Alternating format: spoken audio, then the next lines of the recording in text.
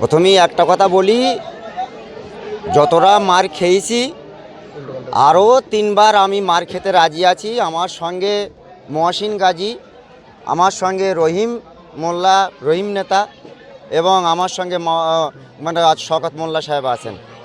প্রথম যে ঘটনাটা ঘটেছে বা যে ঘটনার মতো আমি তার 2-1টা একটু রাশ করে চলে এসেছি, মারতেও যাইনি, বাকারিগুলো নিয়ে যাইনি, কিচ্ছু যায়নি। কিন্তু তারপরে ওদের কাল থেকে চক্রান্ত চলছিল আমাদের এইটা কি করে বানচাল করা যায়, কি করে ভ্যাকেট করা যায়। কিন্তু আমাকে বিনা অন্যায়তে পুলিশের সামনে, মানে পুলিশ কোনোভাবে করতে পারছে না, আমি আর পঞ্চায়েত সদস্য যাওয়ার পর যাচ্ছি, এমন তো অবস্থা আমাদের রাস্তায় ধরে মার হয়েছে। কজন মেরেছে? মানে আপনাকে কারা মারলো এবং কেন মারলো? মানে এই গিয়েছিলাম, আমার ছোট ভাইয়ের মতো সে আমার ভাই বলে, ভাইয়া বলে ডাকে। আমি তাকে বলেছিলাম যে এটা করা তো ঠিক হয়নি, আমাদের সঙ্গে গাদ্দারি করছিস, কোনো হুমকি ধুমকি কোনো কিছু না। কিন্তু এই কথা শুনে সে কিছু বলেনি, তার আত্মীয় স্বজন, তার বউ কেউ কিছু বলেনি।